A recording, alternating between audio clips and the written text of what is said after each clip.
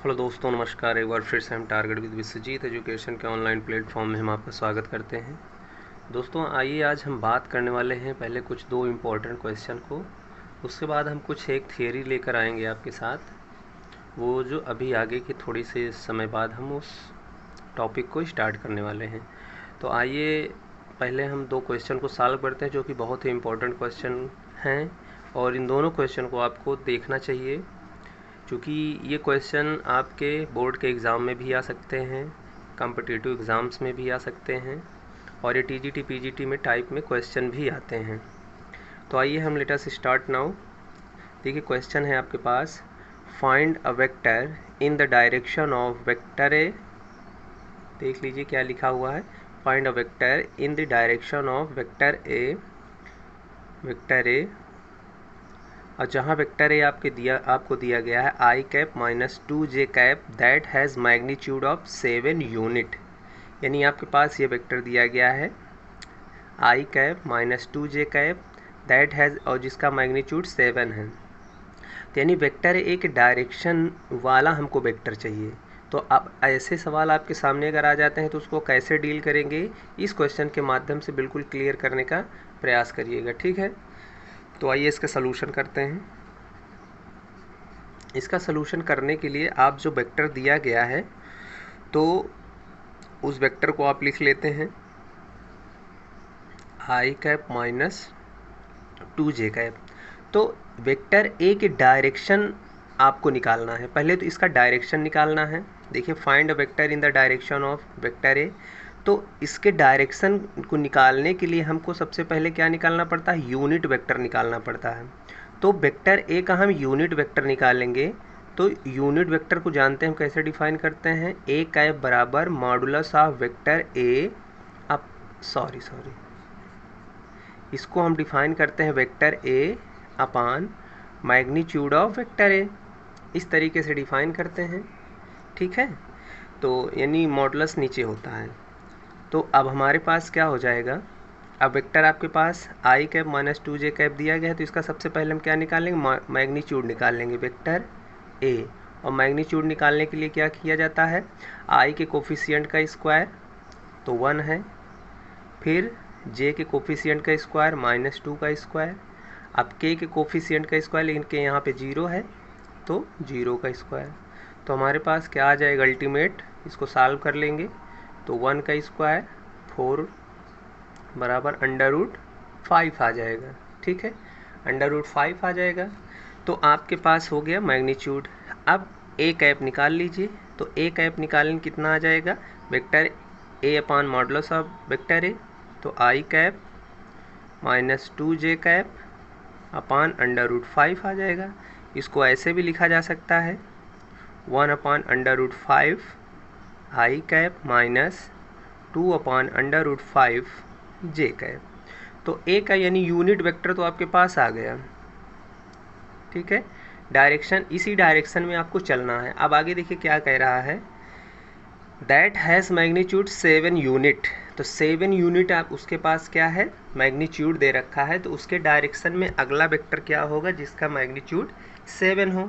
तो ऐसे सवाल को करने के लिए आप जब यूनिट वेक्टर निकालेंगे तो उसमें आप जो भी यूनिट यहाँ पे दिया रहेगा उससे मल्टीप्लाई कर देते हैं 7 इंटू ए कैप। तो हमारे पास आ जाएगा 7 इंटू 1 अपान √5 आई कैप माइनस 2 अपान √5 जे कैप। तो हमारे पास ओवरऑल वेक्टर क्या आ जाएगा, 7/5 आई कैप माइनस 14 अपान √5 जे कैप। तो ये आपका फाइनल आंसर हो जाएगा यहाँ का, ठीक है। तो ऐसे सवालों को इस तरीके से आप डील कर लेंगे। आइए नेक्स्ट क्वेश्चन पे हम बढ़ने का प्रयास करते हैं। तो नेक्स्ट क्वेश्चन हमारे पास है, ध्यान से देखिए, कह रहा है कि find the unit vector in the direction of the sum of the vectors. Vector A बराबर दिया है 2i cap plus 2j cap minus 5k cap, and vector B बराबर दिया है 2i cap plus j cap plus 3k cap. मतलब हमको क्या करना है, फाइंड द यूनिट वेक्टर, हमको यूनिट वेक्टर निकालना है। किसका निकालना है, in the direction of the sum of the vectors, मतलब वेक्टर ए और वेक्टर बी को ऐड करेंगे, जो नया वेक्टर आएगा उसके डायरेक्शन में हमको यूनिट वेक्टर चाहिए। तो इसका सलूशन आइए करते हैं और ध्यान से देखिएगा क्या क्या चल रहा है यहाँ पे। तो वेक्टर ए और वेक्टर बी का पहले आप सम निकाल लीजिए। तो वेक्टर ए बराबर प्लस वेक्टर बी निकालेंगे, कितना हो जाएगा 2i cap plus 2j cap minus 5k cap plus vector B add करिए इसमें 2i cap plus j cap 3k cap. ठीक, जब ऐड करेंगे कितना है आई को जोड़िए तो हो जाएगा 4i कैप प्लस जे वाला जोड़िए तो 3j कैप और माइनस यहाँ 5 है, यहाँ प्लस 3 है तो हो जाएगा माइनस 2k कैप। तो हमारे पास जो नया वेक्टर आया ये आ गया, इसको नाम दे दीजिए सी वेक्टर। यानी हमारे पास सी वेक्टर आ गया, नया vector, vector A plus vector B बराबर 4i cap plus 3j cap minus 2k cap. अब देखिए इसके डायरेक्शन हमको निकालना है, और डायरेक्शन कब निकलता है हमेशा याद रखिएगा, उसका यूनिट वेक्टर हम जब निकालते हैं तो वो डायरेक्शन को इंडिकेट करता है। तो अब सबसे पहले हम उसका डायरेक्शन निकाल लेंगे। तो डायरेक्शन के लिए हमको क्या निकालना, सी कैप निकालना पड़ेगा। सी कैप क्या होगा, फिर वही डेफिनेशन आपका यूनिट वेक्टर का कि vector C by magnitude of vector C. तो अब आपको सबसे पहले मैग्नीट्यूड निकाल लेना है। तो मैग्नीट्यूड ऑफ सी क्या हो जाएगा, यहाँ पे थोड़ा सा हम डायरेक्ट करने का प्रयास करते हैं। तो 4 का स्क्वायर कितना हो जाएगा 16, 3 का स्क्वायर कितना हो जाएगा 9 और माइनस 2 का स्क्वायर कितना हो जाएगा 4। जब इसको ऐड करेंगे तो कितना आ जाएगा आपके पास 29। अब डायरेक्शन आप निकाल लीजिए यहाँ से। तो डायरेक्शन हो जाएगा आपके पास सी कैप बराबर vector C by magnitude of vector C, तो हो जाएगा 4i cap plus 3j cap minus 2k cap, ठीक, अपान अंडर रूट 29। इसको आप ऐसे लिख सकते हैं 4 upon under root 29 i cap plus 3 upon under root 29 j cap minus 2 by under root 29 k cap. तो ये आपके पास फाइनल आंसर हो जाता है। तो यही आपके पास आंसर हो जाएगा। तो इस तरीके के क्वेश्चन, ये क्वेश्चन इम्पोर्टेंट है, ये क्वेश्चन आता है और टीजीटी पीजीटी में ऐसे क्वेश्चन आए हुए हैं, इसलिए क्वेश्चन इम्पोर्टेंट हो जाते हैं। अब हम बात करने वाले हैं वेक्टर जॉइनिंग 2 पॉइंट्स। जब दो वेक्टर आपस में ज्वाइन करते हैं तो उसको हम कैसे लिखते हैं, ठीक है। तो उसके लिए थोड़ी सी हम थ्योरी यहाँ पे डेवलप करने का प्रयास करते हैं, ध्यान से देखिएगा।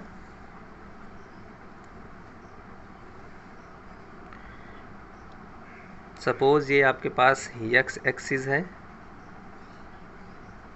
ये आपके पास y एक्सिस है, this is your z axis, ठीक। अब यहाँ पे हम कहीं 2 पॉइंट ले लेते हैं। सपोज ये पहला पॉइंट ले लेते हैं, दूसरा पॉइंट ये ले लेते हैं। इसको हम P देते हैं, इसका हम कोऑर्डिनेट लिखते हैं, इसको P1 लिख लेते हैं। x1 y1 z1, इसका नाम हम P2 दे देते हैं, x2 कामा y2 कामा z2। तो ये 2 पॉइंट्स दे दिए, ये आपके पास ओरिजिन है। तो इसको क्या करिए, पहले दोनों को मिला दीजिए, यहाँ से भी इसको मिला दीजिए। बिल्कुल ईजी है, इसके पहले भी हम कई सारे बातें ऐसे हम किए थे। तो अब P1 P2 को मिलाना है हमको, ठीक है। P1 P2 को मिलाना है, तो P1 P2 को मिला दीजिए, ठीक है। अब 2 पॉइंट को हम ज्वाइन कर रहे हैं तो P1 P2 को मिला दिए। अब देखिए इसका जो है पोजीशन वेक्टर सपोज आपके पास हो गया R1, इसका जो पोजीशन वेक्टर है सपोज हो गया क्या R2, ठीक। तो अब P1 P2 को मिलाने का जो एक फार्मूला होता है, एक जो सूत्र होगा, वो किस तरीके से लिखा जाएगा। अच्छा, अब ध्यान देना है आपको सबसे बेसिक यहाँ पे कि हम किस डायरेक्शन में जा रहे हैं। देखिए P1 से P2 को मिला रहे हैं कि P2 से P1 को मिला रहे हैं। तो P1 से हम कहाँ चल रहे हैं, P2 की तरफ चल रहे हैं। ध्यान से देखिएगा, तब वेक्टर इधर लगेगा। अगर आप P2 से P1 की तरफ जाते तो आप P2 P1 लिखते और वेक्टर इस तरीके से लगाते हैं, ठीक है। तो आपका जो ये लिखावट है यही डायरेक्शन को इंडिकेट कर देता है यहाँ पे, तो लिखावट पे जाइएगा, नहीं तो आप लोग जो है P2 P अगर आपने P1 से P2 की तरफ आएंगे ज्वाइन करेंगे तो आप डायरेक्शन P से P2 की तरफ देंगे, यानी एरो आपका इधर लगेगा। अगर आप P2 से P1 की तरफ जाते तो इसका रिवर्स एरो लग जाता, ठीक है। This is keep in your mind, तो ये बात समझने वाली होगी। अब इसे P1 P2 को हम मिला रहे हैं तो हमारे पास क्या हो जाएगा यहाँ पे कि O P2, ठीक है, O P2 vector minus O P1 vector, इस तरीके से निकालेंगे, ध्यान से समझ लीजिएगा। और यहाँ पे गलती कर देते हैं, माइनस प्लस में बहुत ज़्यादा गलती हो जाता है।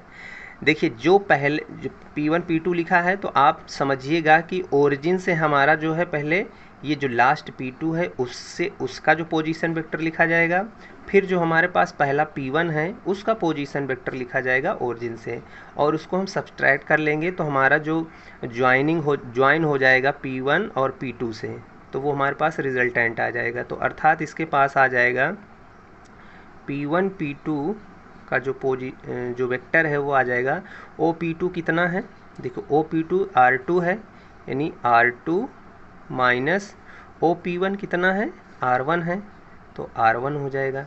अब R2 R1 को आप लिख लीजिए, तो P1 P2 वेक्टर कितना हो जाएगा, R2 का पोजीशन वेक्टर अगर हम यहाँ पे x1 y1 z1 है तो वेक्टर फॉर्मेट में क्या हो जाएगा, x1 i cap plus y1 j cap plus z k1 cap, ठीक, सॉरी z1 k कैप हो जाएगा, फिर minus x2 i cap plus y2 j cap,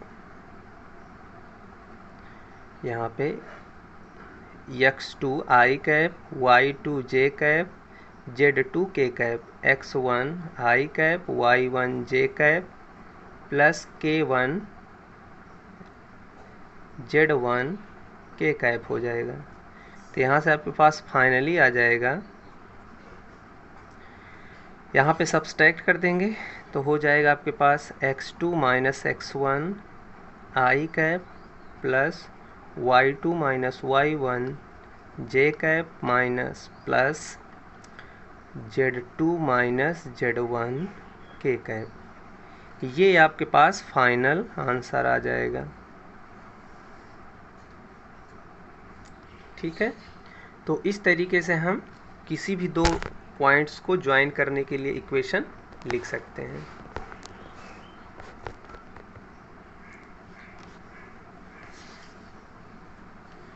अब इसका अगर आप मैग्नीट्यूड निकालना चाहेंगे तो मैग्नीट्यूड कैसे आएगा,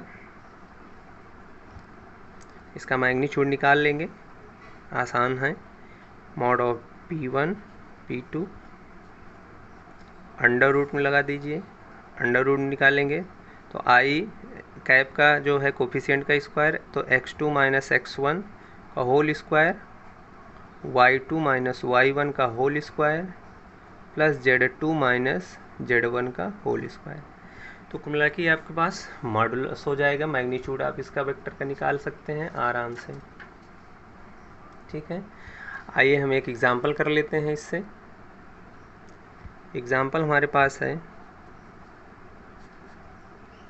find the vector joining the points P of 2, 3, 0 and -1, -2 and -4। अब देखिए, find the vector joining the points P this and Q this, इन दोनों पॉइंट्स को ज्वाइन करने के लिए आप वेक्टर निकालिए।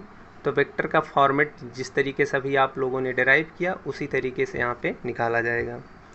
तो देखिए यहाँ पे आपके पास क्या है, P of x1 y1 z1, Q of x2 y2 z2। तो बिल्कुल बेसिक डेफिनेशन पे आप चले जाइए। देखिए, तो आप पी क्यू निकालेंगे, वेक्टर पी क्यू निकालेंगे तो क्या हो जाएगा, O Q vector minus O P vector. तो ओ क्यू हमारे पास क्या हो जाएगा, इसको वेक्टर फॉर्मेट में आप लिख सकते हैं, वेक्टर फॉर्मेट में इस तरीके से लिखेंगे P का यानी OP जो वेक्टर हो जाएगा वो कैसे हो जाएगा, आपके पास देखिए 2 3 0 है तो 2i cap plus 3j cap plus 0k cap. यहीं पे आपके पास जो है OQ वेक्टर क्या हो जाएगा, Q हमारे पास क्या -1 -2 -4 तो -i cap -2j cap -4k cap. ठीक, तो अब यहाँ पे वैल्यू रख दीजिए। तो OQ वेक्टर कितना है, -i cap -2j cap -4k cap. ठीक, और माइनस कर लीजिए vector OP 2i cap plus 3j cap plus 0k cap. Subtract कर लीजिए, वेक्टर PQ निकल आएगा। तो हमारे पास आ जाएगा, माइनस में सारी चीज़ें हो जाएंगी तो हमारे पास आ जाएगा -2 -1 -3i कैप -2 -3 यानी 5j कैप, यहाँ पे 0 है -4k कैप हो जाएगा। तो इस तरीके से आप माइनस बाहर भी ले सकते हैं, 3i cap plus 5j cap plus 4k cap लिख सकते हैं। तो इस तरीके से वेक्टर भी आपको PQ प्राप्त हो गया। तो इस तरीके से आप जो है वेक्टर ज्वाइनिंग 2 पॉइंट्स को आप बाहर कर सकते हैं। आइए अब हम नेक्स्ट टॉपिक पे बात करने वाले हैं सेक्शन फार्मूला। सेक्शन फार्मूला क्या होता है, किन्हीं दो वेक्टर्स का सेक्शन फार्मूला क्या होता है उस पर अभी हम डिस्कशन करने वाले हैं। और सेक्शन फार्मूला 2 टाइप्स का होता है, एक इंटरनली और एक एक्सटर्नली, यानी एक आंतरिक जो है डिवीज़न और एक बाहरी डिवीज़न। कोई पॉइंट किसी दो वेक्टर को इंटरनली सेक्शन कैसे करता है और एक्सटर्नली उसका सेक्शन कैसे करता है, इन दोनों के फार्मूले आज हम यहाँ पे सीखेंगे और उस पर एक सवाल भी करने वाले हैं। तो आइए, जैसे देखिए यहाँ पे आपके पास कोई ओरिजिन है O, यहाँ से हमने दो वेक्टर लिया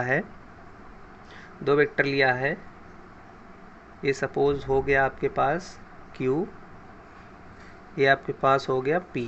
ठीक है, तो OQ हमने लिया है वेक्टर B, OP हमने लिया है वेक्टर A, और देखिए यहाँ से एक हमने रिजल्टेंट एज अ वेक्टर लिया है R। ठीक है, जो PQ वेक्टर को R पॉइंट पे जो है वेक्टर पोजीशन वेक्टर R मतलब इंटरसेक्ट करती है, और जिसका OR वेक्टर का पोजीशन वेक्टर हमने R ले लिया।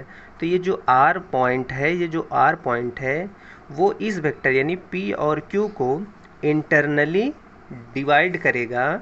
वो किस रेशियो में डिवाइड करेगा ये हमको निकालना है यहाँ से।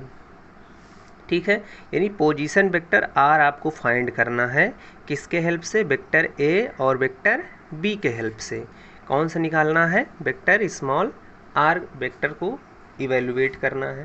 तो इसके लिए बहुत ज़्यादा बेसिक थ्योरी आपके पास ज़रूरी नहीं है जानकारी लेना, अगर आपको चाहिएगा तो बता दीजिएगा, हम उसका प्रूफ भी कर देंगे, लेकिन इसका आप फार्मूला आप सीखे रहिए। डिवीज़न का जो फार्मूला होता है वो होता है, जैसे आप सपोज RQ का जो है पार्ट N होगा और PR का जो पार्ट है स्मॉल m होगा, मतलब R से Q हम यहाँ पे मान लेते हैं स्मॉल n होगा और P से R हम मान लेते हैं स्मॉल m होगा। यानी MN के रेशियो में अगर इसको डिवाइड कर रहा है तो हमारा इंटरनली डिवीज़न R हो जाएगा स्मॉल r का पोजीशन वेक्टर। आप क्या करेंगे, m इंटू वेक्टर B निकाल लेंगे plus n into vector A निकाल लेंगे, और जो आपने जिस रेशियो में इसको डिवाइड किया है उसको ऐड कर लेंगे। ठीक है, तो यही आपके पास क्या हो जाता है, इंटरनली डिवीज़न का फार्मूला।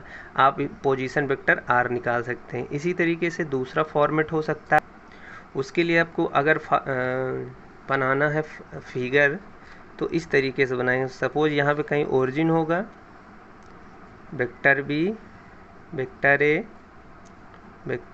Vector B। ठीक है, और यहाँ बाहर यानी इसको मिलाते हुए थोड़ा सा आगे तक खींच लीजिए, और ये आपके पास हो जाएगा P, ये हो जाएगा Q, और यहाँ पे एक्सटर्नली करना है तो आप यहाँ पे सपोज वेक्टर R ये दे दीजिए, यहाँ पे इसका O दीजिए, ये आपके पास ओरिजिन हो जाएगा। यानी ये बाह्यता इसको डिवाइड करेगा, किसको, वेक्टर पी और क्यू को। अब इसके लिए आपको जानते हैं पी क्यू को आपको क्या नाम देना है। पी क्यू आपके पास यहाँ से यहाँ तक एक रेशियो लेना है। सपोज उसका रेशियो हम मान लेते हैं स्मॉल m, और r से q का जो रेशियो है मान लेते हैं स्मॉल n। ठीक है, तो अगर इस फॉर्मेट में एनी पी क्यू वेक्टर पे आपका कैपिटल R लाई ना करे, वो कहीं बाहर लाई करे, तो इस पी क्यू को डिवाइड करेगा एक्सटर्नली। और अगर पी क्यू के बीच में कहीं आपका वेक्टर R लाई करता है तो वो कहते हैं कि ये डिवाइड करेगा इंटरनली। तो उसके लिए तो आपके पास ये बेसिक फार्मूला हो गया। लेकिन अब एक्सटर्नली के लिए आपके पास क्या होगा, यानी इसके लिए आपको कुछ नहीं करना है। यहाँ पे जहाँ पे इंटरनली में आप प्लस लगाए थे, यहाँ पे आपको माइनस कर देना है। यानी वेक्टर R बराबर हो जाएगा, इस पोजीशन वेक्टर R को निकालने के लिए फार्मूला होता है m vector b minus n vector a upon m minus n। यानी इंटरनली में आपको प्लस करना है और एक्सटर्नली में माइनस कर लेना है, बस और कुछ नहीं करना इसमें। ठीक है, तो ये आपके पास सेक्शन फार्मूले हो जाते हैं। कोई भी पोजीशन वेक्टर R आपको निकालना होगा इंटरनली और एक्सटर्नली, तो आप दिए गए दो वेक्टर्स के माध्यम से, वेक्टर A वेक्टर B से, और किस रेशियो में दिया गया है ये भी आपको ध्यान देना है। mn रेशियो में दिया गया है तो उस रेशियो में इसको आप निकाल सकते हैं। आइए एक सवाल यहाँ पे करने का प्रयास करते हैं। Consider 2 points P and Q with position vector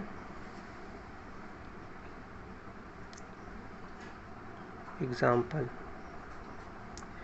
consider 2 points P and Q। ठीक है, ध्यान से सुनिए और लिख भी लीजिएगा। विथ पोजीशन वेक्टर्स OP आपके पास गिवन है 3A vector minus 2B vector, और OQ दिया गया है, OQ दिया गया है vector A plus vector B। ठीक है, तो ये आपके पास दिया। Find the position vector of a point R which divides the line joining P and Q in the ratio। Ratio दिया गया है, ध्यान से सुनिए, 2:1।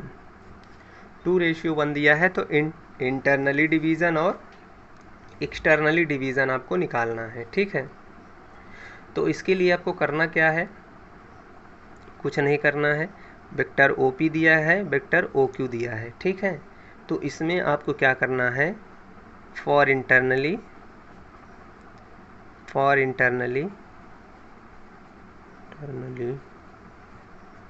वेक्टर R बराबर क्या हो जाएगा, mn, यानी m into vector OP plus n vector OQ अपान m प्लस n। यहाँ पे m रेशियो n दिया गया है इतना, तो आप वैल्यू रख दीजिए। m की वैल्यू 2 है, वेक्टर OP कितना है 3 vector A minus 2 vector B, फिर प्लस n दिया गया है 1, और वेक्टर OQ दिया गया है vector A plus vector B अपान हो जाए m प्लस n, यानी 2 प्लस 1। अब इसी को सॉल्व कर लीजिए। सॉल्व करेंगे तो आ जाएगा 6 vector A minus 4 vector B plus vector A plus vector B अपान 3। ये कितना हो जाएगा 6, 7 वेक्टर A और माइनस 3 वेक्टर B अपान 3 हो जाएगा। तो ये आपके पास हो गया इंटरनली डिवीज़न का पोजीशन वेक्टर R। ठीक है, और इसी तरीके से आप एक्सटर्नली डिवीज़न का भी निकाल सकते हैं। यहाँ पे आपको एज ए होमवर्क ले लीजिए, उसको आप एक्सटर्नली डिवीज़न आप फाइंड कर लीजिएगा। एक्सटर्नली डिवीज़न आप लोग निकाल के बताइएगा। तो आज हम यहाँ तक क्लास को स्टार्ट करते हैं, फिर मिलते हैं हम नए वीडियो के साथ। तब तक के लिए दोस्तों, जय हिंद।